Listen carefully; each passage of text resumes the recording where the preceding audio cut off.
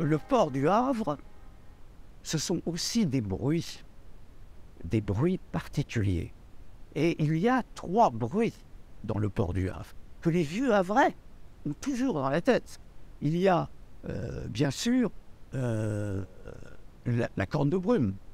Alors la corne de brume, on l'a tous dans la tête, elle existe toujours. Il y a ce bruit grinçant, métallique de la drague, lorsqu'il travaille dans le chenal du port du Havre.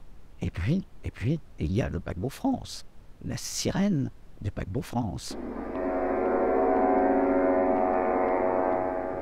On l'entendait dans le Havre, suivant les noms qu'il portait.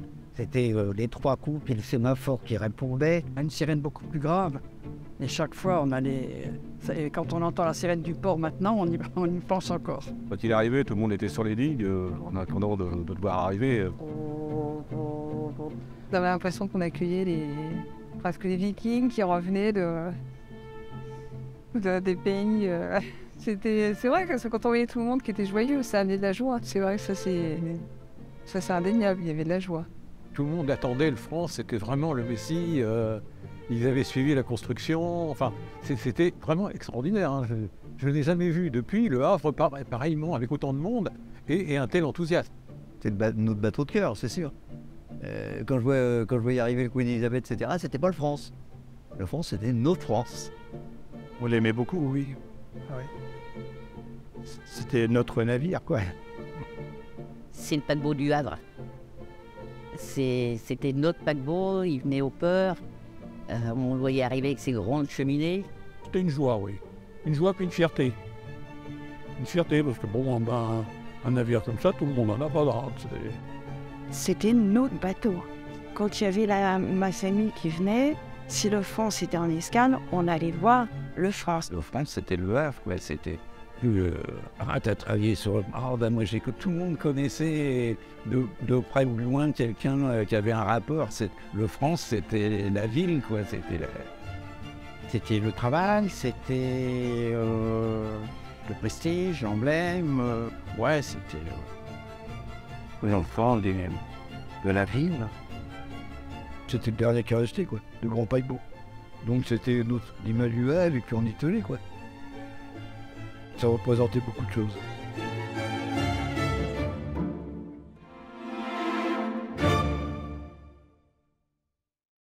Aujourd'hui, sur les chantiers de Pénoët, un nouveau transatlantique français s'apprête à prendre la relève. C'est le France. Il a gardé un peu du nom de l'île de France et beaucoup de la silhouette du Normandie. Pour les ouvriers qu'ils construisent, chaque minute compte. 300 passagers ont déjà retenu leur cabine au bureau de la transatlantique pour son premier voyage, qui aura lieu sans doute en 1960. Cette tôle, rivée à beaucoup d'autres, mettra 5 jours pour relier Le Havre à New York. Mais il faudra encore beaucoup de jours et de nuits de travail ininterrompu avant que la coque de 300 mètres n'abrite les luxueuses cabines climatisées que vous rêvez peut-être déjà d'habiter, comme l'un des 2000 passagers. Je suis arrivé à Saint-Nazaire en septembre 1959. Et le navire était déjà, toute la superstructure acier était montée. Seul manquait le haut de l'étrave. Ce morceau-là n'était pas monté, en structure acier, pour permettre au pont de passer pour aller mettre les pièces dans les machines et chaufferies. La construction a duré presque 4 ans. Hein.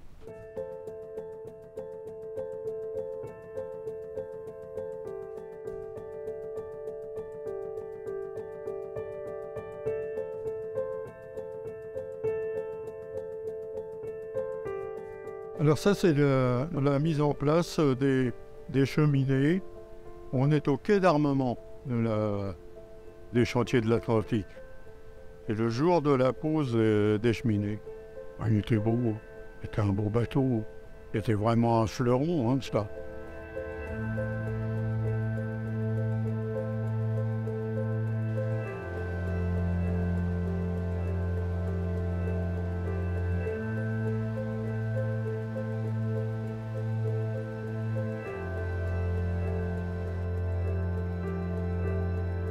En 1956, la compagnie sait très bien que c'est important que le pavillon français soit encore présent sur cette ligne de l'Atlantique Nord. c'est celle où il y a la plus grande concurrence, celle qui a un enjeu politique et stratégique vraiment important, parce qu'il y a le transport de passagers, il y a le transport de marchandises, et tout ce qui va, et tous les échanges économiques qui vont derrière. Et il ne faut pas lâcher par rapport aux Anglais, aux Allemands ou aux Américains, il faut être présent. Et donc, on choisit aussi de faire ce navire extraordinaire pour être à la hauteur de ses concurrents, voire même dépasser ses concurrents. Donc il y a une recherche de progrès technologique permanente. On se représente comme on pourrait se représenter une centrale nucléaire maintenant. C'était énorme, énorme. Et puis on avait l'idée des bateaux avec, encore dans notre idée, des bateaux charbon et tout. Mais c'était d'une propreté, mais c'était d'une propreté incroyable. La machinerie est assez extraordinaire, parce qu'un bâtiment de cette taille, ça nécessite effectivement une propulsion qui soit impressionnante. Hein. Les machineries, c'était, je regarde un souvenir d'enfance extrêmement impressionnante. C'était cathédrale, c'était avec un bruit, mais les odeurs, enfin, c'était vraiment très particulier. Par rapport à ses prédécesseurs, il va y avoir un certain nombre d'innovations. Il va être beaucoup plus léger, par exemple, que Normandie. Normandie, 70 000 tonnes, France, 35 000 tonnes. La coque est soudée et non pas rivetée, qui à la fois, l'eau glisse plus facilement, mais en plus, vous n'avez plus le poids des écrous. À l'intérieur, vous avez beaucoup de matériaux comme l'aluminium, du plastique, qui sont bien plus légers que les marbres ou d'autres les aciers qui peuvent être utilisés par le passé. Le paquebot France est lancé. Il a épousé la mer. La mer par où les pires dangers peuvent menacer les États, mais sans laquelle il n'y a pas de grandeur.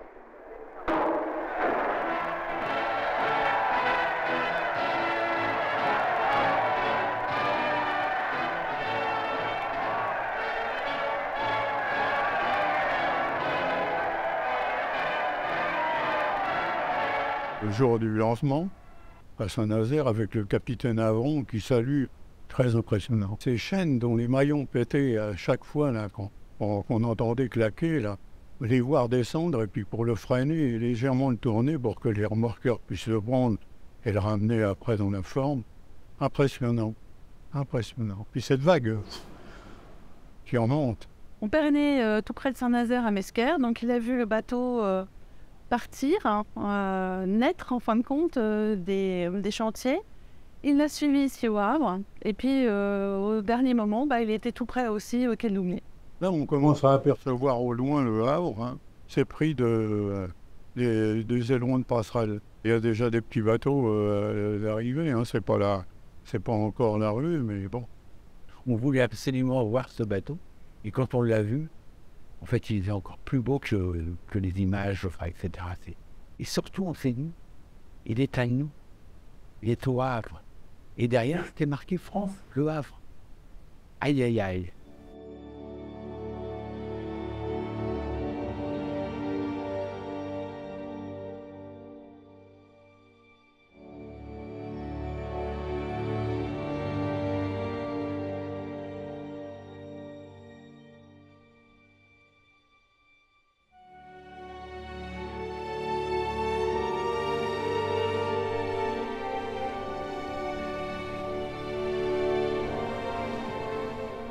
On est en novembre 1961 et c'est effectivement un événement important puisque c'est la première fois que le navire arrive. Il faut dire aussi que l'importance de cet événement pour les Havrais, c'est pour la première fois le Havre, la première fois depuis la guerre, le Havre va retrouver un navire transatlantique moderne et de prestige. Le cadrage de la photo est très intéressant puisque on a à la fois Saint-Joseph, église de la Reconstruction, et également le France, donc véritablement deux symboles de la ville à l'époque sur la même photo. Et puis bien évidemment des détails du navire pavoisé, les fameuses cheminées avec les ailerons, la population sur les quais.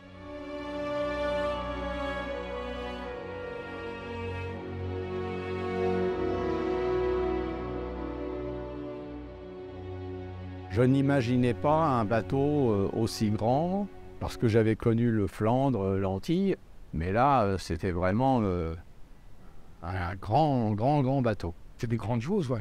Même quand Quand je voyais les photos, là, il y a du monde, c'est Noir de Monde, quand il rentrait en 62, il y a du monde partout, soit à Dimineur, tout, auprès du Sumafleur, partout.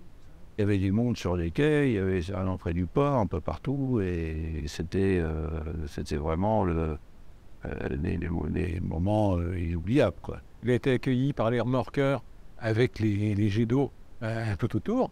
Et il est rentré tranquillement dans le port. La ville était bloquée de partout. J'avais jamais vu autant de monde au Havre. Ah oui, c'était impressionnant.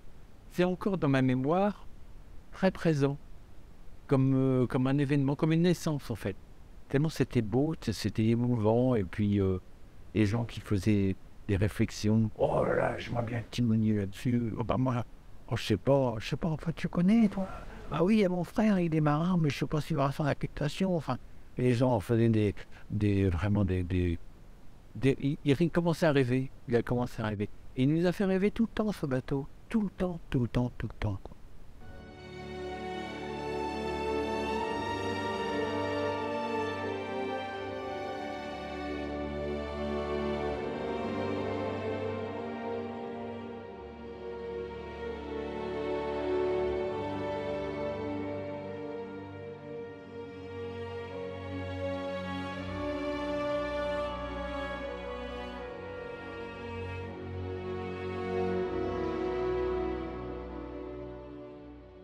Ce bateau, il avait une ligne.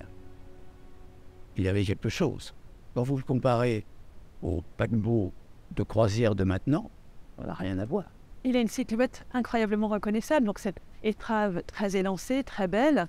Et puis ces cheminées avec leurs ailettes sur les côtés qui permettent à la fumée de partir sur les côtés et de ne pas revenir sur les ponts pour déranger les passagers. Il était élégant, puis ces cheminées rouges et noires, là, c'est juste fabuleux. Il y avait une solennité. Quand on était au pied du France, on était impressionnés. C'était quand même le gros bateau, le beau bateau de l'époque. Donc avec tout le luxe qu'il pouvait y avoir à l'intérieur. C'était un beau bateau, évidemment. Mais c'était un bateau auquel on n'avait pas accès. C'était quand même un bateau sur lequel voyageaient des gens fortunés. Ça représentait la réussite à l'époque, la réussite sociale de beaucoup de gens qui allaient sur ce bateau. Les gens qui montaient dans ce bateau étaient d'une classe peut-être un peu supérieure. C'est un symbole d'une grande classe française, d'une grande élégance. Et puis un symbole tout court de la France, quoi, tout simplement. Vous voyez, c'était un peu le France, le Concorde. Ça avait un côté cocorico. Bon, un peu quand même. Une fierté nationale. C'était tout à coup... C'était comme si le Havre se mettait du baume sur la plaie de toute la souffrance d'une ville qui était à moitié détruite pendant la guerre. Donc c'était une façon de se dire on peut s'en dresser. France, c'est un peu l'emblème du Havre, comme la mairie, comme certaines choses qui ont été reconstruites. Il faut aussi se rappeler que le Havre a été incroyablement détruit pendant la Deuxième Guerre mondiale. Le port était totalement détruit. Et donc c'est une ville qui a beaucoup souffert, dont la reconstruction est progressive. Il y a des grands chantiers de reconstruction. Mais c'est une ville qui a le sentiment d'avoir beaucoup perdu au moment de cette guerre-là. Moi j'habitais à Pleumont. À Pleumont a été rasé complètement. Il a fallu partir. Alors mon père a pris les grandes avec leur vélo à pied. Moi j'étais avec ma mère et mon frère. On a monté dans un camion. Les enfants ont été évacués pendant l'exode, pendant la guerre. À ce moment-là, pour Normandie, tout ça, ça existait pas, donc c'était le bac. Alors, il n'y avait pas moyen de passer avec la voiture, c'était pas possible.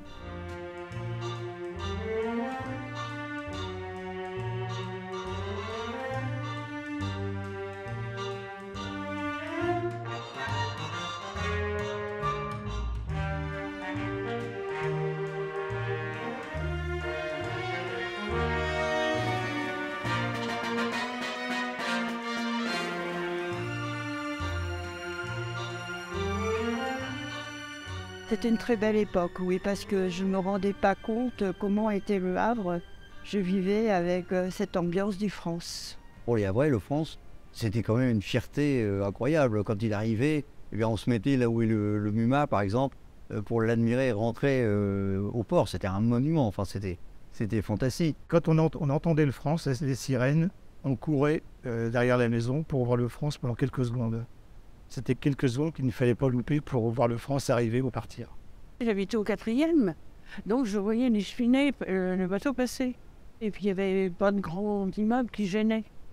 Alors je le voyais, je disais, tiens, il arrive, et il repart. Mais c'est impressionnant de l'entendre, sirène.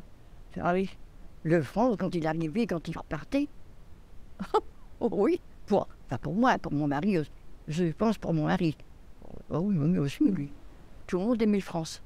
Tous les ouvriers, on était ouvriers. Hein. On sortait souvent en ville, manger un petit bout et aller voir le départ ou l'entrée du France programmée à telle heure. Et c'est des souvenirs immobiliers. Ça faisait quand même partie de la vie du Havre à ce moment-là. Hein. Le beau côté de la vie du Havre à ce moment-là. Tiens, c'est le France qui part, tiens, c'est le France qui arrive. C'était quelque chose aussi de touchant. Hein, C'est un bateau qui a fait, qui a traversé une époque relativement longue entre sa construction et son arrêt d'activité. Ça fait quand même une longue période qui a concerné beaucoup de gens. Ça a rythmé, je pense, la vie des Havrais, ça c'est sûr. Les départs comme les arrivées. Quand il était absent, c'est vrai que même, la vie du Havre était celle qu'elle était. Hein. C'était une vie de porture. Hein, donc, mais le France a beaucoup fait, je pense, pour la ville. Et il y a beaucoup aussi, ça peut être négatif quand tout s'est arrêté. C'est difficile. La compagnie Gérard Transatlantique, pour nous, c'était quand même beaucoup parce que finalement, mon grand-père, lui aussi, il était à bord des paquebots. Il a fait tous les anciens paquebots jusqu'au Liberté. Mon père, à ce moment-là, quand il est arrivé, c'était à bord du Liberté en 1950. Et puis bon, ensuite, le France a pris la suite en 1962. Quoi. Mon frère aîné a pleuré quand le Liberté est parti. Et quand le France est arrivé, le Liberté était au bateau de mon frère. Et je me suis donc approprié le France. J'ai toujours connu mon père avec une valise à la main et j'avais envie de voyager, j'avais envie de voir du pays. Et la sortie de l'école, je crois que j'ai attendu 2 mois. Et au bout de 2 mois, eh bien, ça y est, j'étais admis à bord du France comme groom, mousse de sonnerie, comme mon papa, X années avant.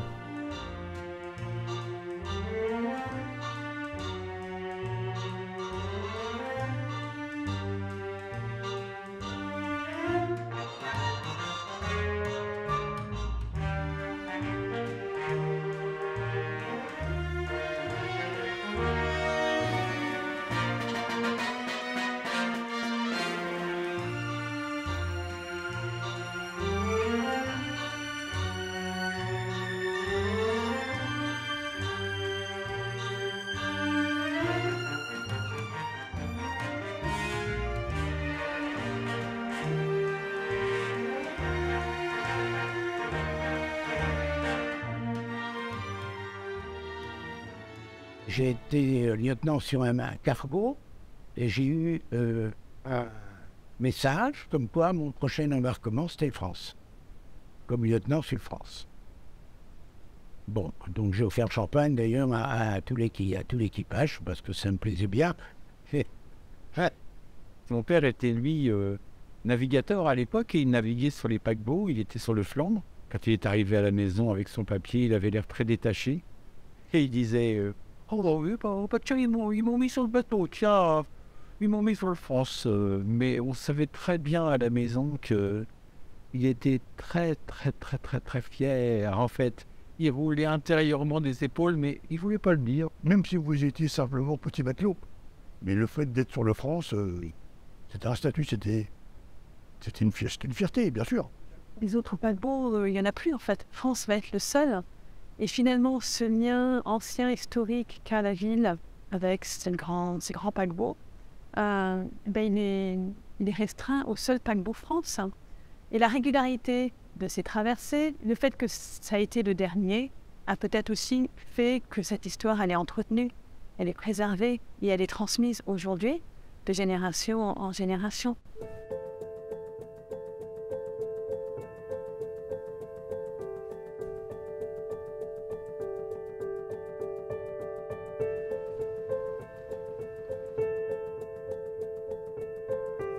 on est arrivé au pied, on est resté ébahis devant la hauteur. On était à quai.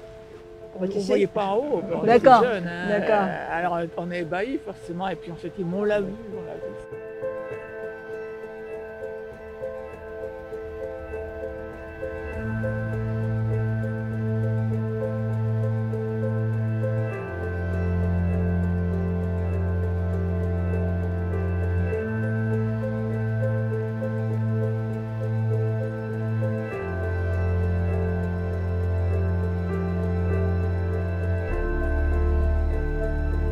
Quel souvenir des carabiniers, du paquebot France et des passages? C'était une fête. À chaque fois qu'ils partaient, les remorqueurs l'accompagnaient jusque dans la port, jusqu'aux digues. Et après, ils s'en allaient tout seuls. Comme aujourd'hui, certains pétroliers, ils sont accompagnés pour la sécurité. Mais c'était très beau à voir. C'était toujours un spectacle fabuleux. C'était un bateau qui était hors norme et qui était en avance sur son temps. Tu vois, à l'époque, c'était assez fabuleux. Voilà. Est-ce que vous avez déjà vu débarquer une vedette ou une personnalité importante? Il en est passé beaucoup, hein. Des comédiens, beaucoup de vedettes américaines, françaises, des acteurs, beaucoup. Hein. Il fallait avoir beaucoup d'argent pour faire un voyage de 8 jours, partir du Havre, aller à New York et revenir.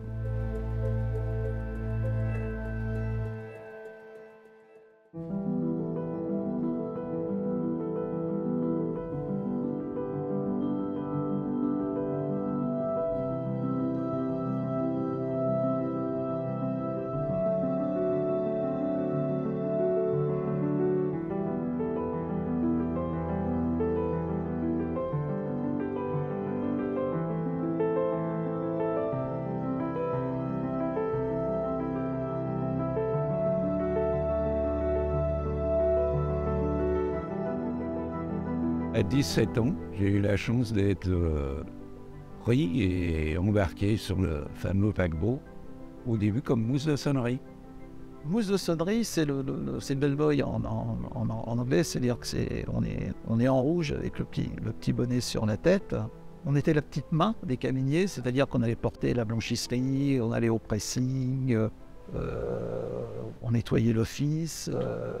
On me prenait le matin de bonne heure pour distribuer les journaux, les programmes, tout ce qui allait se passer dans la journée à bord. Et le soir, on était parfois appelés à monter dans les salons parce qu'il y avait des jeux, bingo, courses de chevaux ou des spectacles. Et là, on pouvait être derrière les projecteurs. Et ça, c'est un monde aussi que l'on découvre parce que c'est extraordinaire, surtout à 15 ans. Quand vous avez 15 ans et que vous arrivez dans les Caraïbes, vous faites toutes les Caraïbes. On avait du temps de libre quand même l'après-midi, on était en mousse. Ça à manger, c'était pas un peu moins facile, mais on profitait de tous ces pays. Là, quand on arrivait à New York, on ne touchait pas notre salaire. On se débrouillait avec ce qu'on gagnait, on allait manger, on faisait des visites. Moi, j'étais passionné de vinyle, donc j'achetais des vinyles. À 15 ans et demi, on ne se rend pas tellement compte. On s'est rendu compte, enfin plus tard quand même, du mythe du paquebot France. Mais par contre, c'est vrai que c'est un dépaysement total. J'arrivais du bocage normand, élevé par mes grands-parents, où je patoisais. Et 5 ans après, je passais sur le pont Verrazzano et devant la Statue de la Liberté. Donc c'est vrai qu'avec leur recul, je me dis que c'est quand même quelque chose de... Et en plus, le côté mythique du bateau, c'est vrai que c'est des souvenirs extraordinaires. On a des souvenirs extraordinaires. C'est une aventure, enfin, c'est une passion, enfin, c'est un métier en plus, non, je dirais, à la fois marin, mais l'hôtellerie, l'accueil des passagers, il faut avoir envie de partager, d'être tourné, parce que les horaires aussi, on ne finissait pas de bonne heure, pas de samedi, pas de dimanche, mais bon, je veux dire, voilà, l'aventure est là, si vous allez à Rio de Janeiro, comme ça a pu se faire, au Cap, vous découvrez l'apartheid, chose qu'on ne connaît pas en France non plus. Hein. On vous briefe avant en vous disant surtout, ne faites pas attraper avec une personne de couleur parce qu'on ne pourra rien faire pour vous. Hein.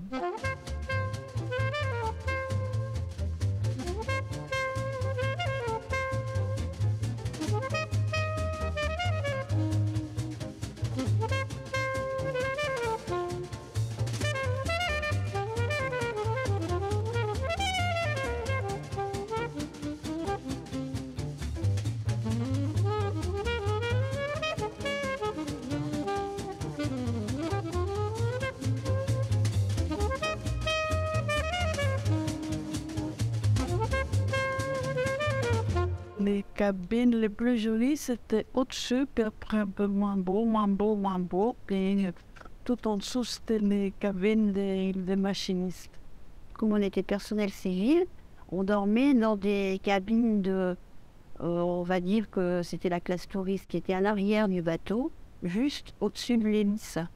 Ce qui fait que quand il y avait des tempêtes, l'arrière du bateau soulevait, l'hélice se mettait à tourner à toute allure, et nous, on était dans un lave-linge, quoi.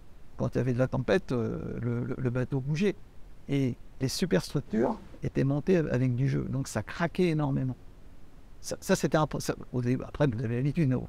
Quand vous arrivez, vous dites, ça va casser, ça va pas casser. On était 4 par cabine, j'avais la banette du dessus, moi, le confort était minimum. Hein. Et l'autre souci, c'est qu'on était au-dessus de notre tête, c'était les calorifugage genre en amiante. C'était déjà moins bien. La petite cour que vous voyez, c'était un patio qui desservait des cabines de luxe. Donc c'était entre les 2 cheminées. Et bon, nous, à condition qu'on soit en tenue, on pouvait circuler dans les locaux passagers, bien sûr, puisqu'on avait des contacts avec les passagers. La veste rouge, on la mettait que pour monter dans les salons ou pour les prestations, l'embarquement des passagers. Elle était rouge, avec des boutons. Je crois qu'il y avait 48 boutons argentés, qui étaient des boutons, vous savez, ça tenait avec un cordon à l'intérieur du Spencer. Nous étions donc 33 mousses. Et bien, tous les matins, nous étions obligés d'aller à, je crois que c'était 8h30. Nous avions l'inspection tous les matins. Et là, vous aviez le maître d'hôtel principal, vous aviez le chef de réception, vous aviez le capitaine, second capitaine, je crois, qui venait, qui passait. Et nous étions alignés au véranda et on avait des gestes à faire, c'est-à-dire que l'on montrait notre tenue de Spencer, de groom, et on avait un geste à faire pour nous montrer si nos mains étaient propres, si nos doigts étaient propres, nos ongles étaient bien coupés et tout. Ça, et ensuite on se retournait et on regardait si on était bien coupé les cheveux, si on avait les cheveux courts et si vraiment on était présentable. L'inspection, ils avaient intérêt de bien coiffer, les ongles courts, chaussures astiquées, etc., etc. Nous arrivions du Pacifique Sud, donc sur les cargos, c'était un peu plus cool. J'avais été affecté au nettoyage de la piscine. Et en nettoyant la piscine, j'avais gardé mon petit bonnet comme on avait sur le Caraïbe. Et là, on m'avait dit non, attention, et aussi il faut mettre le bachis. C'était la discipline, c'était un petit peu comme dans la marine nationale, quoi, où le personnel, il y avait un commissaire de bord qui faisait en sorte que les gens ils sont sous pression. Ils étaient sous pression à bord du France. Ouais. On était en bleu avec un uniforme bleu obligatoire pour les officiers. Pour les matelots, c'était la tenue. Pour de la même façon, et pour le personnel civil, c'était le blanc, veste blanche, pantalon noir, etc. Y compris en cabine, c'est-à-dire les cabiniers, que les personnels de restauration ou de réception. Puis là, bon, ils étaient tous réunis sur la poupe du bateau. Là, bon, c'était une photo souvenir certainement là, avec il y avait les cuisiniers, puis à côté il y avait les maîtres d'hôtel et puis tout le personnel de la salle à manger, quoi. Et puis bon, par contre, les officiers, on les voit pas, mais ils étaient en haut des échelles, quoi. Enfin, en haut des escaliers plutôt.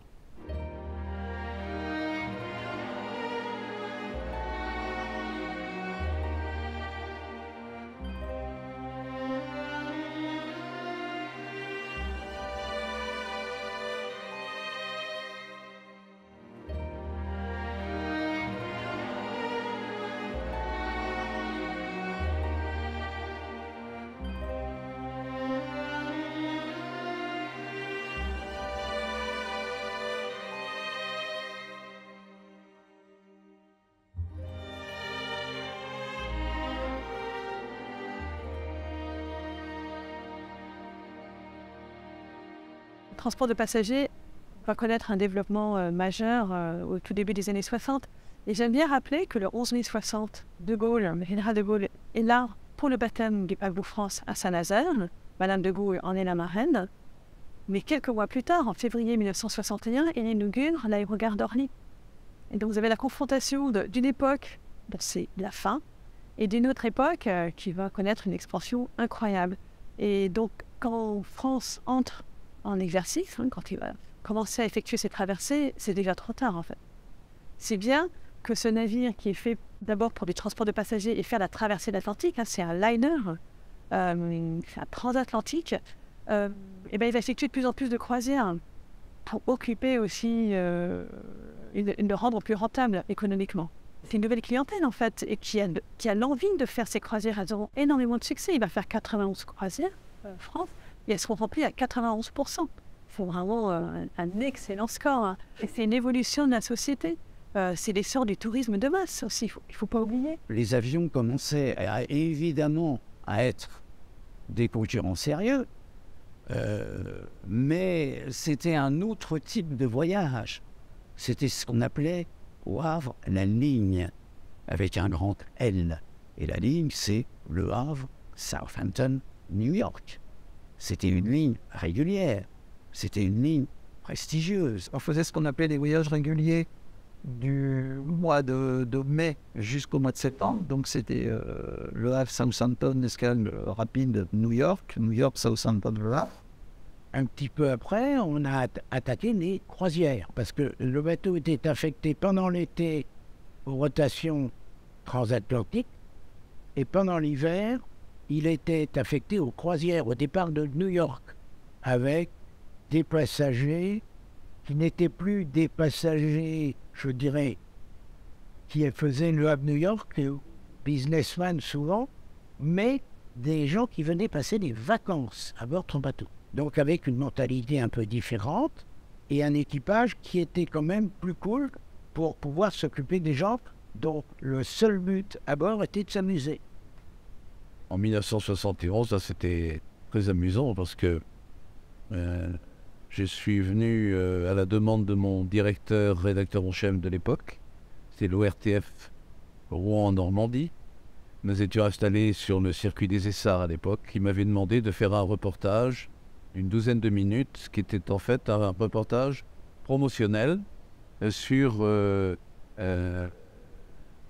futur tour du monde en 80 jours qu'avait imaginé la Compagnie Générale Transatlantique et qui devait se dérouler au mois de janvier, février, mars de l'année suivante, c'est-à-dire en 72.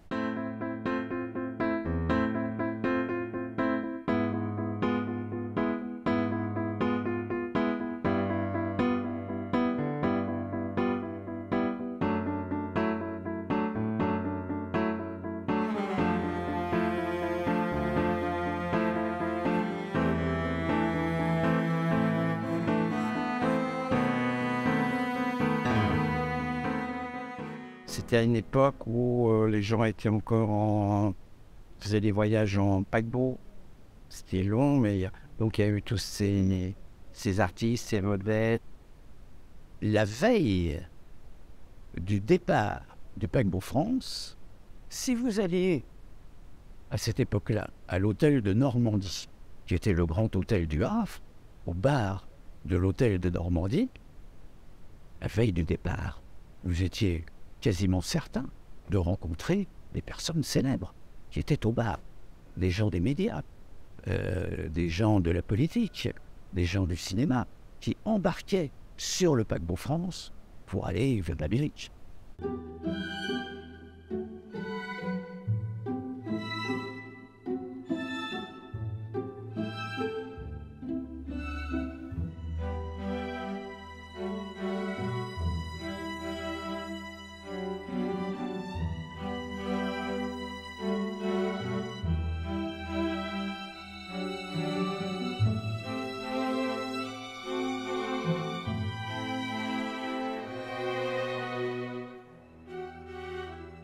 C'est un hangar portuaire, et dans ce hangar portuaire, il y a des choses qu'on ne voit nulle part ailleurs. Ici, on est dans la grande passerelle, enfin la passerelle d'embarquement. Nous, on l'appelle grande passerelle, mais c'est en fait passerelle d'embarquement du Normandie qui a été commandée en 1934 et qui est arrivée en 1935 pour le voyage inaugural du Normandie. Donc cette passerelle a d'abord servi au Normandie, puis ensuite, eh bien, elle a été affectée à d'autres bateaux de la Compagnie Générale Transatlantique.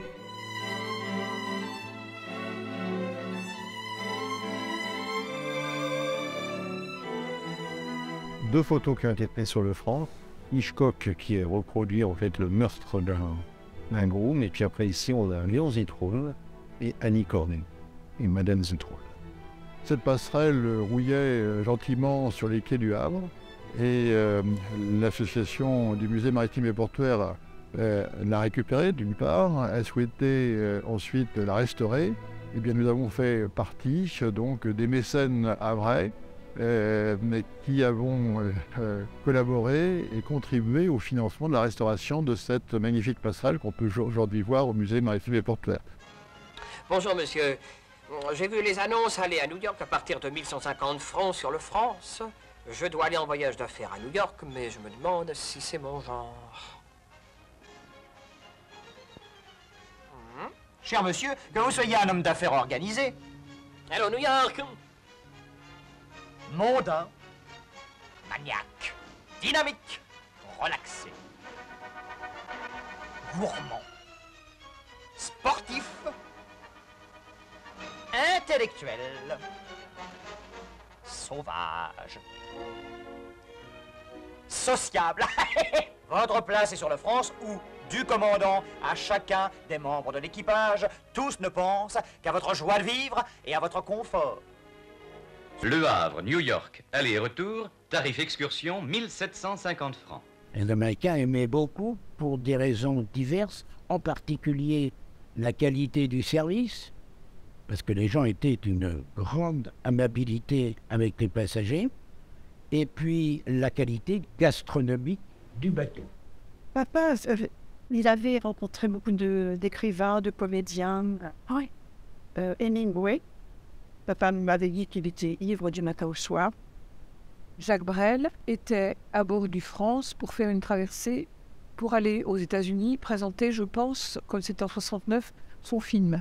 Il y a eu Lionel Richie avec le groupe des Commodores qui nous a fait un concert spécial dans le réfectoire équipage. C'est dommage que j'ai pas fait de photo à l'époque. Il y avait Paul McCartney sur le bateau, avec sa famille, donc sa femme, une petite fille qui devait avoir une dizaine d'années, puis un bébé tout petit. Mais à l'époque, j'ai pas eu le réflexe de faire des photos, c'est dommage. Petit que t'es mousse de sonnerie ou mousse de deck, son métier, c'était le contact avec les passagers. Donc les mecs, ils ont rencontré les artistes du monde, les rois, les princes, les présidents. À l'époque, j'étais chef mousse et mon patron m'appelle et il me dit voilà, il me dit monsieur, madame Smet, qu'embarque. Il me dit si je te dis Johnny, c'est Louis, Johnny. Je les amène à la cabine et Johnny me dit Sylvie voudrait filmer le départ avec sa caméra Super 8. Elle n'a pas de film. Est-ce que tu connais un moyen? Je connais demander au photographe. Mais on est quand même sous douane, ça va pas être facile. Donc c'était Jean-Pierre Basile, le photographe, qui était un photographe du Havre. Et Jean-Pierre a accepté de fournir en disant bon, ça serait sympa que Johnny et Sylvie acceptent qu'on fasse une photo en salle à manger. Et on l'a vu après dans certains magazines, cette photo circuler. J'ai vu Salvador Dali qui avait réservé une cabine pour ses osselets, genre de petits guépards, ou des gros chats sauvages. Il fallait qu'on apporte à manger avec la femme de ménage et tout. Alors on ne savait jamais où ils étaient dans la cabine. On ouvrait la porte, on s'aventurait, et puis hop, on mettait la gamelle et on repartait. On n'était jamais trop rassurés.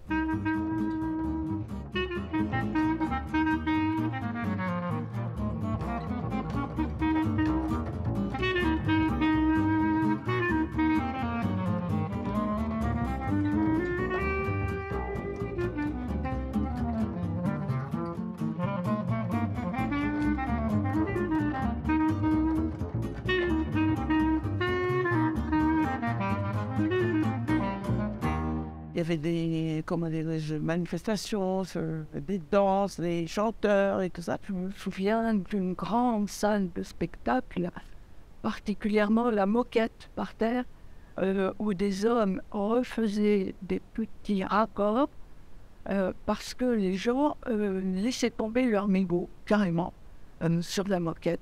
Donc ça faisait un peu noir, et là ils étaient en train de refaire des petits raccords pour que la moquette soit à nouveau impeccable. C'était un super beau bateau, ouais. Même la piscine et tout, la salle de cinéma, enfin tout était super. Hein.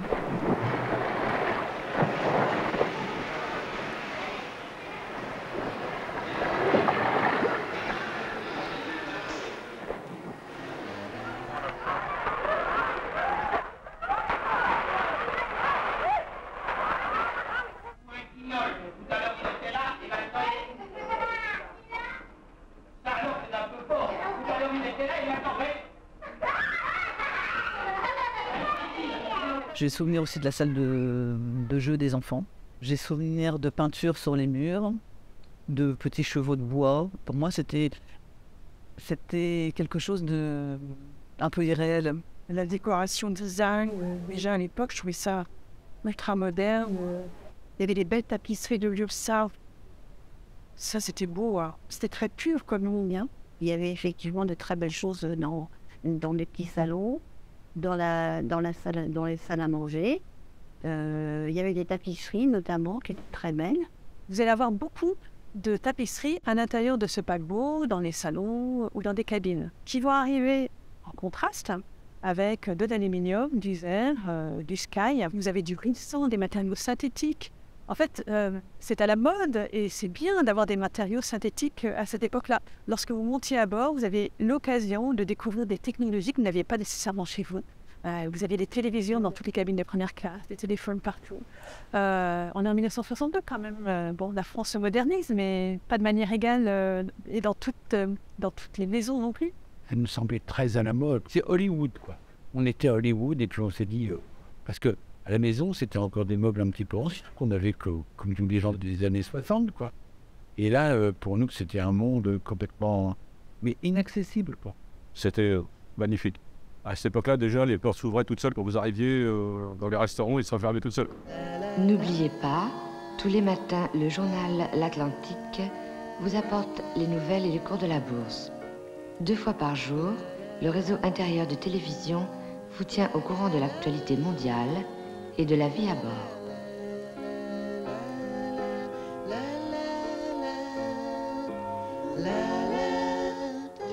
C'est l'interprétation concrète de la modernité des années 60 et des nouveaux matériaux qui sont mis en œuvre dans les années 60. Donc vous avez des meubles en formica, aujourd'hui ça surprend. Là, c'est une cabine première classe. Le bar première classe. Tout est première classe. Hein. La salle à manger. Le grand salon. La salle de jeu des enfants, première classe toujours. Il y avait des gens qui se promenaient partout. Il y avait des buffets à toute heure. L'après-midi sur les ponts extérieurs. Il y avait des fleurs partout, on voyait les passagers arriver, il y avait tous les préparatifs pour les repas. Et entre autres, je me souviens, il y avait des animaux en glace dans lesquels on mettait le caviar sur la table. C'était incroyable, hein. Les repas, ça n'a rien à voir avec les paquebots de maintenant. Hein. J'ai fait des croisières, moi, hein, avec le Posta et tout, mais ça n'a rien à voir. Hein. Toutes les tasses qui étaient pendues au plafond, ça faisait très impressionnant de voir toutes ces tasses qui pendues au plafond. Et tout ça, c'est pour quand le bateau tangue, quand il y a des vagues, et que ça bouge pour que les tasses ne tombent pas. Et ça, on a mangé des premières dont je me suis occupé. C'était le plafond, c'était un ciel de nuit avec plein de spots. On aurait cru puis j'étais tout noir, là, où un bleu était foncé, et on aurait cru des étoiles qui étaient placées comme ça dans le... Ça faisait très joli, hein. Et cet escalier qui arrivait là, dessus, c'était beau. Commandant, c'est moi. Vous permettez que je termine cette petite manœuvre? Ah, j'en prie. Et alors? J'ai payé 1150 francs pour aller à New York. Je veux profiter de tout. Où sont les vins gratuits? Offert par le France. Une petite goutte, voilà, merci. Toujours offert par le France. Voilà. Ne prenez pas tout quand même. Un dernier petit. La cuisine du France. Voilà. Merveilleux. l'ambiance du France, ah. La relaxation du France, le service du France, Tiens, tiens. la musique du France, merci. Hein? Toujours la musique du France, Oh, oh, oh, oh. merci. Voyage formidable.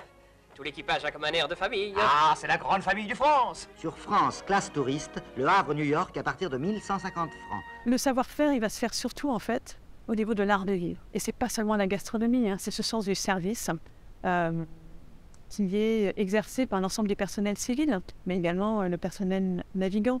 Donc on est attentif pour les passagers, et ils y sont très sensibles, notamment la clientèle américaine qui vient y retrouver quelque chose de plus doux, de plus gai, de plus insouciant que ce qu'ils retrouvent chez des navires, sur des navires britanniques ou américains.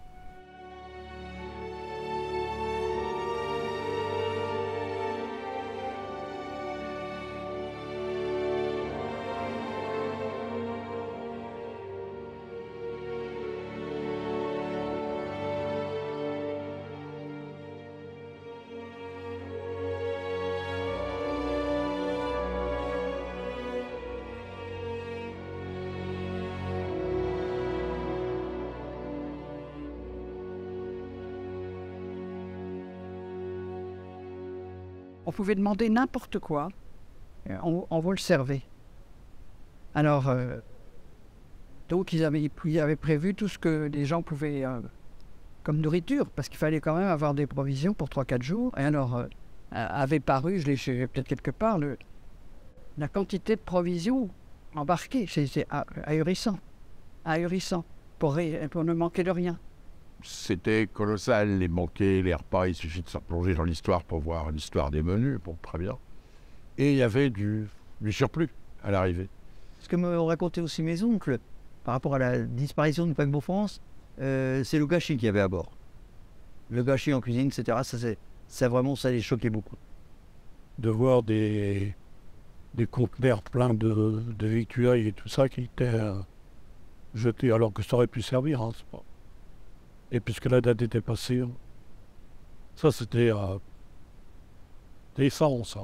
Quand on vous présente les restes des victuailles fantastiques qu'il y a pu y avoir, évidemment on mangeait comme des gorées, avec la complicité du personnel de bord, du genre allez-y les gars. Bon, des plats que j'avais mangés chez moi, bien entendu. C'est là que j'ai vraiment découvert, ouais, quand même, on va dire... un excès de luxe. Et surtout une forme quand même de gabegie.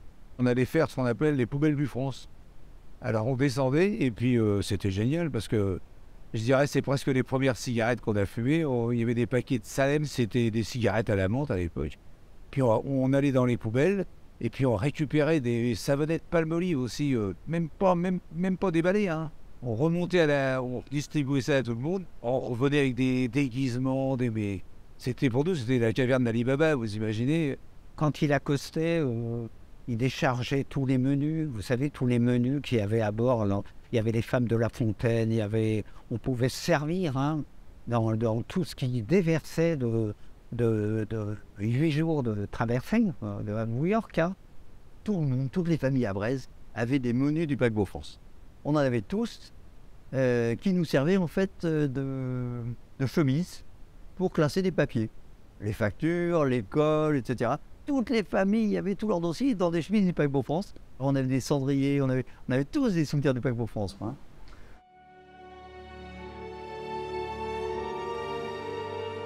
Quand le France arrivait et qu'on était à la plage, c'était la fête pour tous les enfants, puisque quand on voyait arriver le France et qu'il allait rentrer dans le port, en fait, l'entrée du France générait 3 énormes vagues successives qu'on voyait arriver de loin.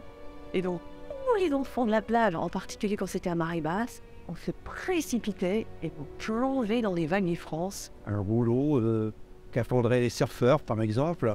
Mais nous, en tant que nageurs, on attendait ce rouleau pour s'y plonger, en fait. Hein. Rétrospectivement, j'ai le sentiment qu'on s'est transformé en petit dauphin. On aimait bien sauter dedans, hein. Il n'y en avait pas qu'une. Hein. Ça faisait une petite succession là, de vagues.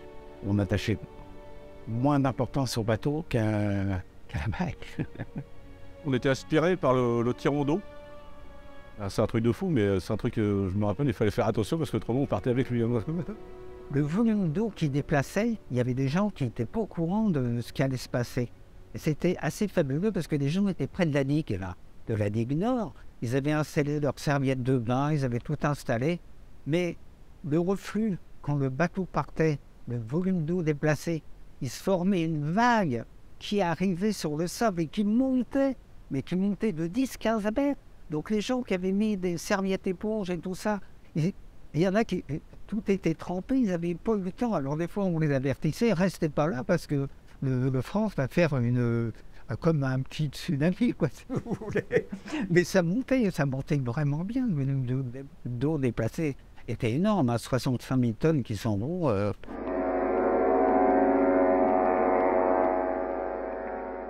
Quand le bateau sirénait au moment du départ, je partais dans une crise de pleurs. Et je me revois, moi, à la maison, pleurer sur le bout de la table, après avoir fait au revoir à mon père. Voilà, et après, c'était très compliqué. Une fois qu'il avait disparu de l'horizon, c'était très compliqué pour moi. Il partait quand même relativement longtemps, et puis c'est vrai que mon père, j'ai pas vraiment connu...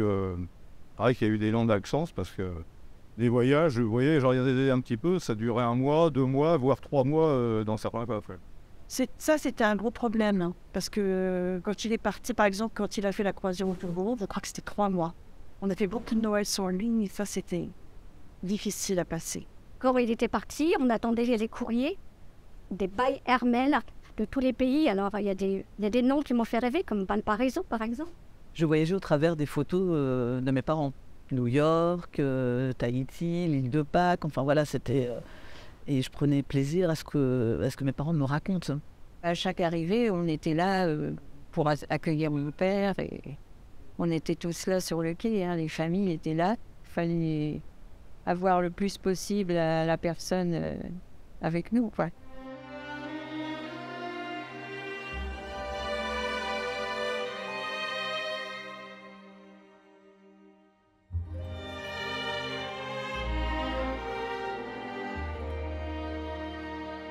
Vu qu'ils avaient commencé à démonter un bord de lettres du France et qu'ils attaquaient le second bord. Et j'ai pu, avec une ambiance portuaire, faire amener par la société Zaccaire et Carrère de Dunkerque un jeu complet des lettres du France. Personne ne pensait à les prendre parce que, avec ce qui s'était passé avec le blocage, avec les grèves qu'il y avait pour le départ du paquebot France, c'est là où on est un petit peu chez les Prussiens et nous regardaient plutôt d'un mauvais œil. Et puis là, c'était quand même le nec plus ultra de pouvoir amener ces lettres au Havre. Les lettres du France, là où c'est le pont où l'équipage est autorisé de se rendre au moment des départs, ce qui permettait aux membres de la famille ou les amis sur le quai de nous reconnaître, non pas par rapport à notre physique, mais par rapport à la lettre. Donc si vous étiez près de la lettre R en accord avec la famille, ça permettait que la famille voie une silhouette là, et c'est notre façon à nous de se dire au revoir. Mon père se mettait au niveau du F ici, là, du France. Et ma mère, elle se mettait au niveau de l'immeuble qui est à côté du musée Malraux, où habitaient mes grands-parents. Et il y a une voûte, elle se mettait à gauche de la voûte. Ils se repéraient en fait comme ça. Papa, il avait une caractéristique pour qu'on le reconnaisse, il mettait sa jambe sur la rambarde. Donc on savait que c'était lui de loin. On avait hâte de rencontrer, de voir son père revenir, parce que comme il s'absentait un certain temps. Et après, au retour de la maison, c'était d'ouvrir sa valise et de voir qu'est-ce qu'il avait ramené en avant-première. Et plein de surprises donc, pour un enfant d'ouvrir cette valise et de voir un petit peu les secrets de ses voyages. Le mardi, quand on arrivait à la maison, les enfants, c'était « Papa, qu'est-ce que c'est dans ta valise ?» Et toutes les voitures télécommandées, les décapotables télécommandés. Je me souviens d'un dauphin aussi qu'on mettait dans l'eau et qui sautait. Il m'avait ramené un chien en tissu, une espèce de figurine, sur lequel on tirait et il parlait anglais. Donc ce qui, en 73, était quelque chose de rare. Alors, on a eu les premières Pan Golden. Mon père a amené un carton plein de Pan Golden, alors qu'à l'époque, il n'y en avait pas en France. Ouais. J'ai eu des disques, c'était pas sorti en France. 2 ans après, ça sortait en France.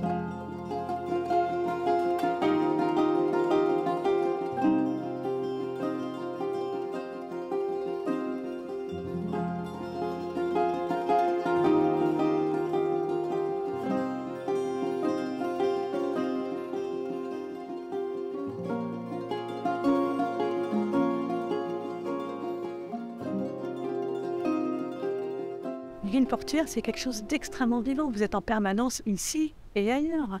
Parce que ce paquebot, c'est un lien avec le reste du monde. Ça transporte votre courrier, les marchandises que vous apportez, que vous allez acheter ou que vous vendez, les passagers qui vont et viennent, quand ce sont des ferries. Et donc ça, c'est quand même quelque chose qui est peut-être spécifique aussi aux villes portuaires. Ce lien avec le reste du monde à travers ces navires et ces mouvements de navires. C'était un gros système de France hein, sur le Havre. Très très gros système. C'était une petite ville dans la ville. Il y avait une salle d'opération. On pouvait, si vous pouviez vous faire opérer sur le France en cas de maladie d'appendicite ou je ne sais quelle maladie, hein, mais oui, il y avait les médecins, les infirmiers, les infirmières. Oui, c'était un petit hôpital puisqu'il y avait des lits éventuellement d'hospitalisation. Et puis il y avait une salle où on pouvait opérer. S'il y avait une appendicite à faire, ils pouvaient faire une appendicite. Il y avait une maternité aussi au cas où. Il y avait tous les services d'une ville flottante. C'était une véritable ville flottante. Hein. On avait tous les grands magasins, les salons de coiffure, le cinéma, la presse. On avait la presse tous les jours. Nous, on faisait ce qu'on va dire une petite feuille de chou, le journal du bord. Tout ce qui se passait dans la journée, qu'il allait y avoir. Mais c'était assez fabuleux de faire un journal à bord d'un paquebot comme ça. Ouais. Je me rappelle d'une nuit où on travaillait sur le France et j'avais mis la tête à travers le hublot. Et là, on s'apercevait que c'était une ville à part entière, le France, parce qu'on faisait ça comme ça, il y avait des lumières partout, des camions, des grues, ça levait, un brouhaha monstre de gens qui travaillaient aussi bien à l'intérieur qu'à l'extérieur. Si vous voulez, à bord, il y avait 52 officiers de différentes activités, dans différentes fonctions. Il y avait 400, en gros, personnels techniques. C'était le personnel de pont et le personnel de machine. Et il y avait environ 800 personnes du service général, c'est-à-dire la restauration, la réception, l'hôtellerie et tout ce qui était annexe de la vie d'un grand hôtel. Ça veut dire que vous aviez presque autant de remplacements. Donc tous les quartiers du Havre avaient des gens du France. C'est une ville qui arrive dans la ville, le paquebot France. Donc on est tous imprégnés. Quand on voit les marins qui sortent, etc. Vous pouvez tout faire à bord d'un paquebot. Vous pouvez écouter de la musique, aller au restaurant, sortir au théâtre, faire du sport, vous soigner, vous marier, aller à la messe, lire, écouter la radio, les nouvelles. Vous pouvez tout faire comme à terre. Le paquebot devient sa propre destination, mais au sens premier du terme, vraiment.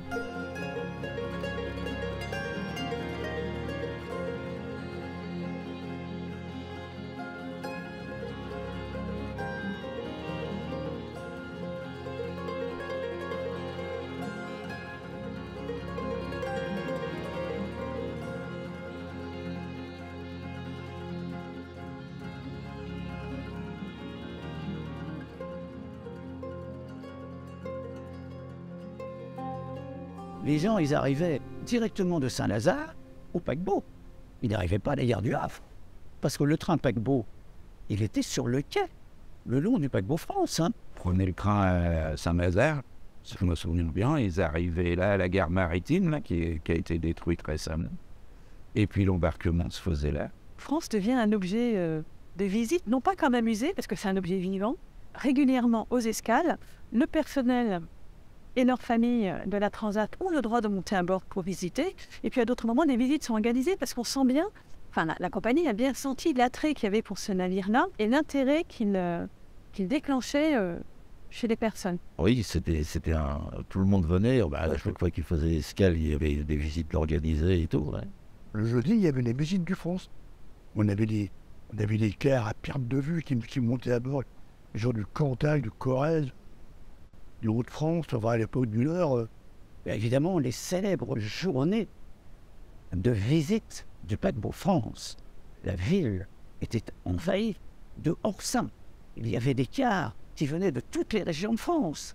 Et on sentait le bonheur véritablement sur tous ces chemins. Donc c'était une époque extraordinaire. On allait danser à la gare maritime. C'était des soirées le samedi en grande tenue, en tenue du soir.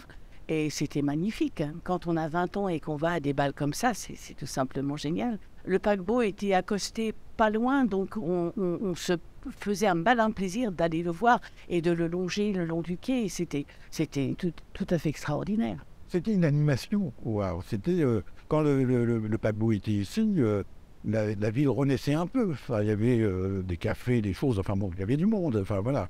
C'était un peu ce côté-là qui était agréable. Lorsque le France était arrivé, on avait quelques corvées à faire, mais une fois rentré chez nous, qu'est-ce que je faisais? On se donnait rendez-vous, on allait toujours dans les mêmes lieux sur le Havre pour boire un pot, pour dîner. On avait envie de se défouler hein, et on se retrouvait entre copains. Enfin. Quand le France arrivait, il arrivait je crois que il arrivait le mardi. Il arrivait le mardi, il repartait le vendredi matin. Ils venaient là, c'était leur habitude, c'était à chaque voyage, c'était là. Tous ces gens-là faisaient la Java bleue, comme on dit. Lorsque les passagers débarquaient du train, ils traversaient la ville, ils allaient au restaurant. Il y avait plein de petits commerces de souvenirs qui s'étaient installés aux abords du navire également. Et c'était des passagers qui avaient des moyens qui n'étaient pas du tout les mêmes de ceux des Havrais. Et donc, il y avait une forme d'un gain économique pour la ville et puis aussi de rayonnement, en fait. Tout simplement, vous aviez des stars qui traversaient, qui étaient là. Le temps des arrivées et des départs, les projecteurs sont sur ce port, cette ville, ses habitants. Nous, avec notre commerce de timbres et de cartes postales, toutes les cartes postales étaient fabriquées au Havre. Une imprimerie, je ne sais plus où elle était l'imprimerie, mais c'était fabriqué au Havre. Ma belle-mère, elle travaillait dans une chocolaterie, la chocolaterie des Bois, qui était près de l'hôtel de ville, et c'était le fournisseur exclusif du paquebot France, en chocolaterie très fine, si vous voulez. Et là, évidemment, c'était leur énorme client. Il y avait toute une vie qui gravitait autour. Ça faisait vivre, il y avait les gens de la Transat, mais ça faisait vivre aussi d'autres personnes, d'autres entreprises. Moi, je sais que j'avais ma grand-mère paternelle qui avait une blanchisserie industrielle. Donc à chaque rotation de paquebot, que ce soit le France ou même avant, il y avait l'entretien du linge, etc. Ça faisait vivre toute une vie.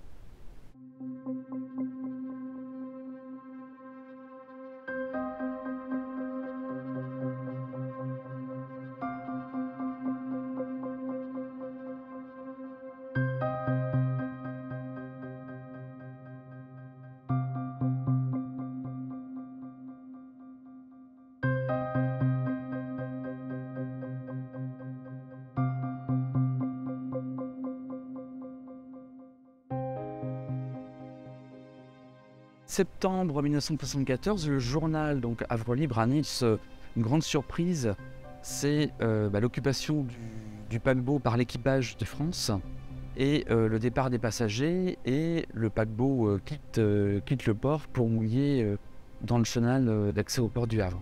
Et on sent dans la presse locale une certaine sympathie, une compréhension vis-à-vis de cette opération coup de poing. Le terme de mutinerie est systématiquement écarté, refusé par ceux qui soutiennent le mouvement. Donc, très rapidement, le blocus mis en place va être contourné par la population en soutien à l'équipage du France. Donc des marins, des pêcheurs, ils vont effectivement apporter de la nourriture et tout ce qui est nécessaire à l'équipage qui occupe le bateau.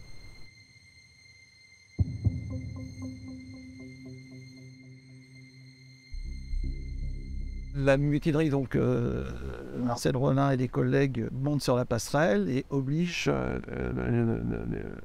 l'officier de quart à mouiller l'ancre dans le chenal du Havre pour bloquer l'entrée du port.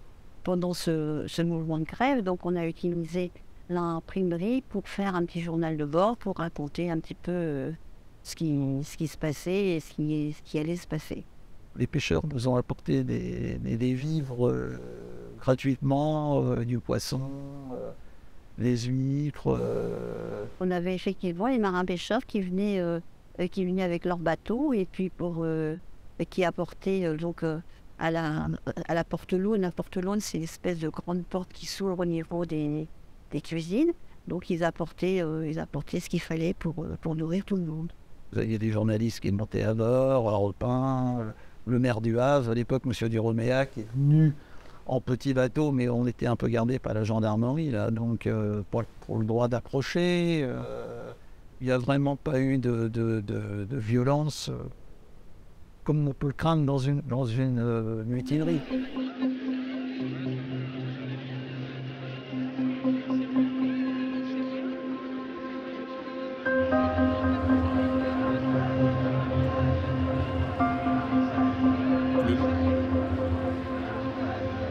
C'est un déchirement, c'est un éclat, enfin ça coûte tonnerre hein, pour la ville du Havre. Ça c'est certain parce que c'est quantité de personnel qu'il va falloir recaser. Il n'y a pas d'autres paquebots, donc passer sur un cargo, c'est pas la même chose. Il n'y a pas de place, il n'y a pas de poste pour tout le monde. Et puis c'est la fin de cette route directe avec New York, avec le reste du monde, qui donnait aussi un petit peu d'éclat à la ville du Havre. Donc la ville du Havre, ça va être vraiment un choc difficile à assimiler. Ça faisait des années que on savait que la France avait des difficultés de remplissage. Ensuite, il y a eu aussi le crack pétrolier. Hein. Et puis aussi la concurrence avec l'aviation commerciale. Quoi. Les gens, ils voulaient aller plus vite, aller en New York, alors ils prenaient l'avion. Ils prenaient plus le bateau. Au début, on n'y pensait pas trop. Moi, j'avais 18, 19 ans, quoi. On a entendu parler du choc pétrolier, mais bon, le France avait décidé enfin le France, les instances dirigeantes, de mettre une journée et demie de plus pour aller à New York pour économiser le fuel et tout. En 73, je pense que c'était. Mais ils ont été obligés de faire des transformations pour le faire fonctionner au lourd, au pétrole lourd. Quoi. Ah oui, à cause de la consommation. Oui.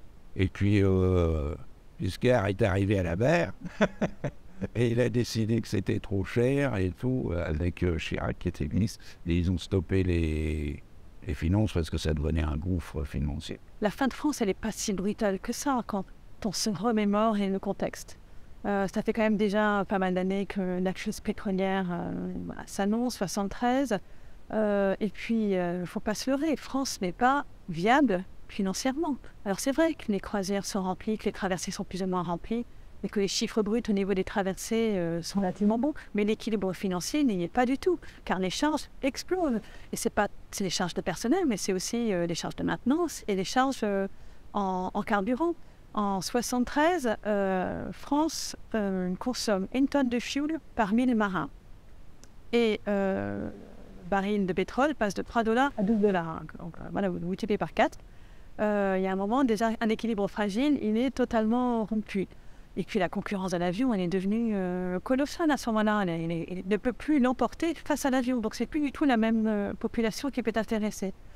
Après, il y a eu des époques difficiles parce que le bateau a été en phase de s'arrêter. Donc il y a toute cette lutte aussi dans le port pour pouvoir essayer de garder leur emploi aussi.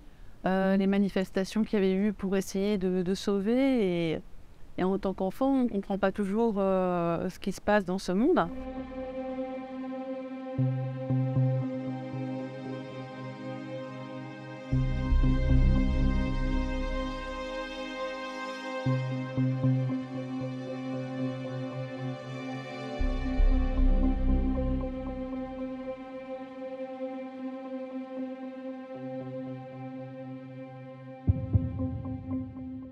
Ensuite, on est revenu au Havre, on a été mis là, et le bateau est parti après au quai de Louvain, le 19 décembre.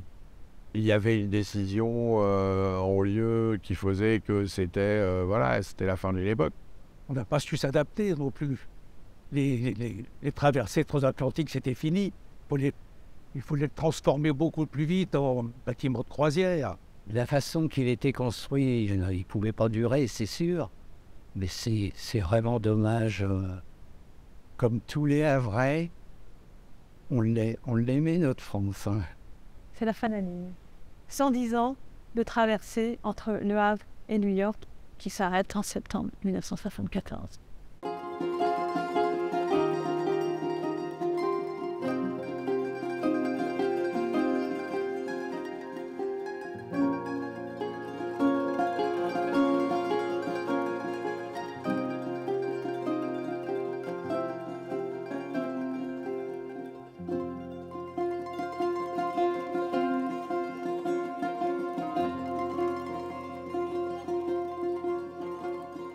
quand il s'est retrouvé au quai de l'oubli, qu'il a disparu, hein, eh bien, c'était un bouleversement général et beaucoup de mouchoirs étaient mouillés ce jour-là. Le voir comme ça en train de rouiller pendant 5 ans, c'était dur. J'ai vécu à travers mon mari, dont l'usine était juste en face.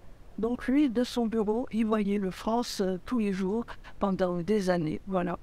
Il était triste parce que c'est un symbole du Havre. Et puis le voir là dépérir comme ça, c'était triste. Hein. C'est vrai que c'était triste de le voir comme ça. Surtout ayant moi navigué dessus, quoi. C'était l'effervescence du bateau et tout, du bruit partout dans les couloirs, les gens qui montaient, qui descendaient, puis un jour le voir sur le quai, c'était triste, quoi. Il est resté plusieurs années là-bas. Hein. C'était comme une vieille personne qu'on vient lui avoir dans une EHPAD. Il était en cale sèche, il était à ce quai et il ne fonctionnait plus. Mais jusqu'au bout, on l'a accompagné. Je trouve que c'est un gâchis d'avoir perdu ce bateau. Alors que d'autres pays les ont gardés derrière eux quand on voit dans l'Angleterre. Hein. Ce bateau qui avait apporté tellement de beauté, de souvenirs, de rêves, on le voyait comme ça, mais abandonné. Ils n'ont pas le droit, de faire ça. Tous les Havrais étaient mécontents, mais vraiment, ils étaient même révoltés.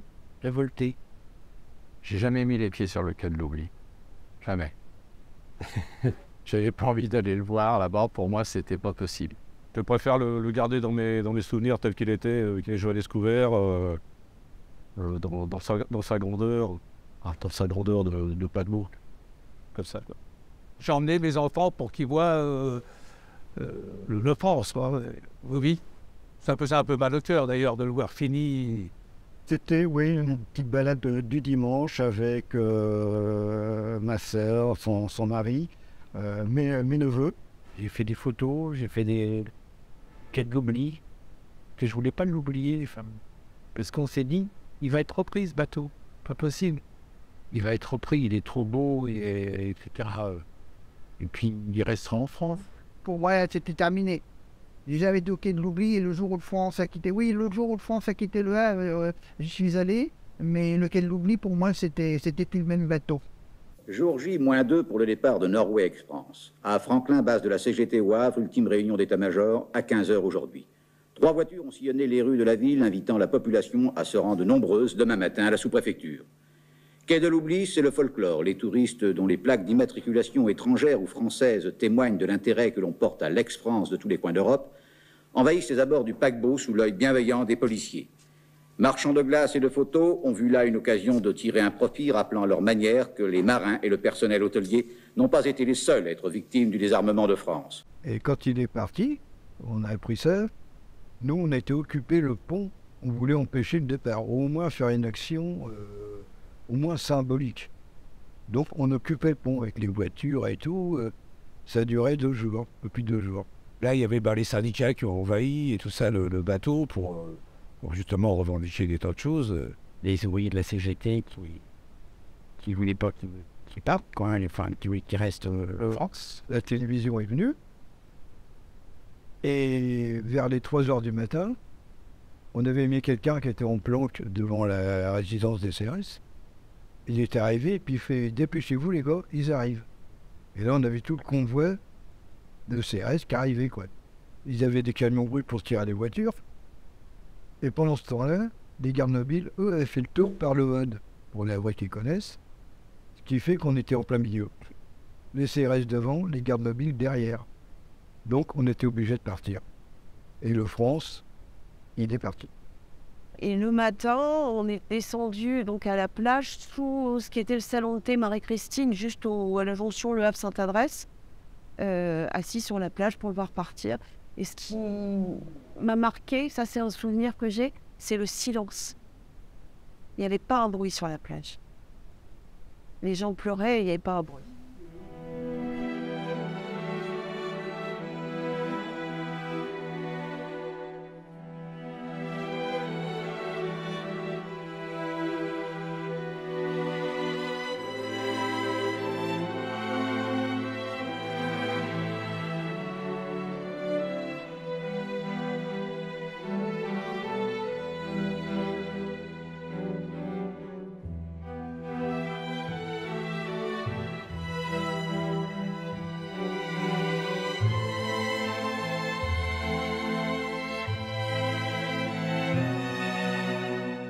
j'ai assisté à son dernier départ et je me souviens, j'avais laissé ma paye sur mon siège de voiture et j'ai pas fait attention parce que je voulais être aussi devant et j'ai été devant.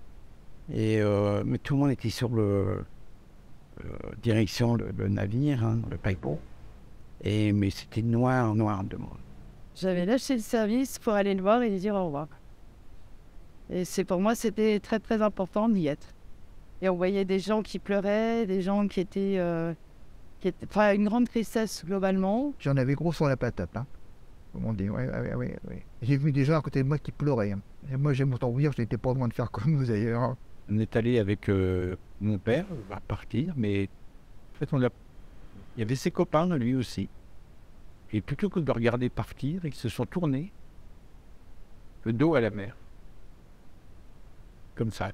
Et puis, j'ai vu mon père avec sa petite larme, qui n'était très... Il ne voulait pas me montrer, il n'était pas très démonstratif là-dessus. Mais j'ai vu sa petite larme. Et puis, dans les yeux des copains aussi, de ses potes avec qui il avait bossé tout le temps, j'ai vu. Je peux vous assurer que j'ai pleuré.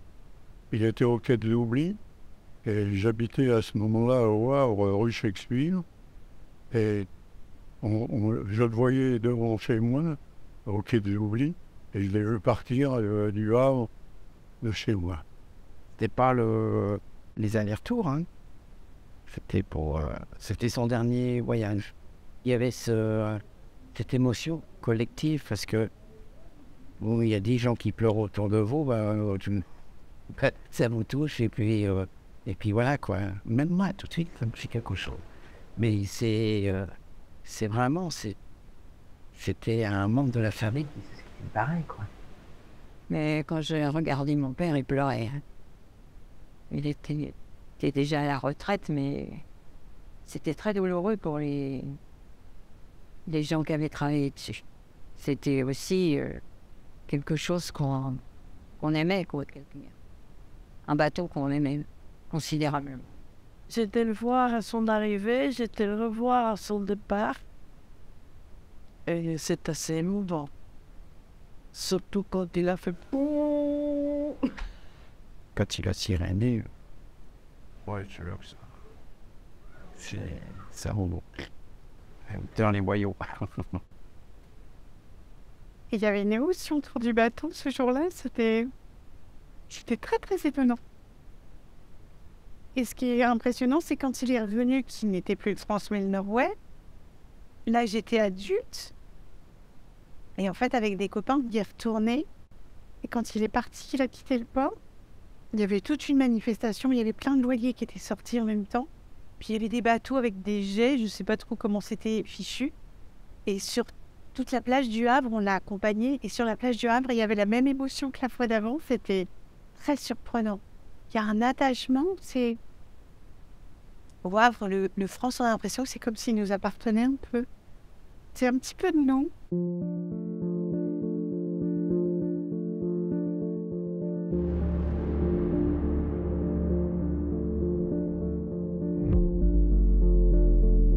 Le France, pour moi, c'est un ami qui venait me dire bonjour de temps en temps.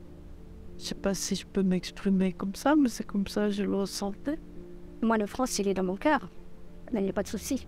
Il est l'âme de la ville du Havre, que j'ai appris à aimer d'ailleurs. C'était notre bateau. Ça nous appartenait, c'était au Havre, c'était notre bateau. Et le Havre, c'était ma ville. Et c'est ma ville. Les enfants, quand ils arrivent au monde, sont éternels. En fait, j'ai toujours un peu cette culture de l'éternité devant moi, quoi. Je pensais que le France donnerait le temps, on a le temps. Et il n'a pas respecté le rendez-vous que je voulais avoir avec lui, quoi. J'avais l'impression que c'était un être vivant, quoi, comme si c'était une âme.